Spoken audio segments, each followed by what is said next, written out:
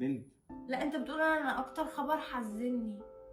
مش حزني يعني زي جوزها مش عاوز الولد وعاوز بنت، وهي مش مصدقة كلامه وبتقول له انت شخص جاحد. وحفلة نوع البيبي قلبت لنكد وعياط ومسكوا في بعض، وهي قالت له ليه ابنك هيتقهر اول ما يشوف الفيديو. اشرف جوز مريم كسر بخاطرها، يا ترى ايه اللي حصل؟ ليه مش عاوز ولد بعد ما كان بيتمنى اليوم اللي يشوفه فيه؟ وليه مريم مسكت فيه وصممت ما تنزلش الفيديو؟ وليه قالت عليه جاحد ومش حنين؟ كواليس كتير حصلت هنعرفها مع بعض في الفيديو ده.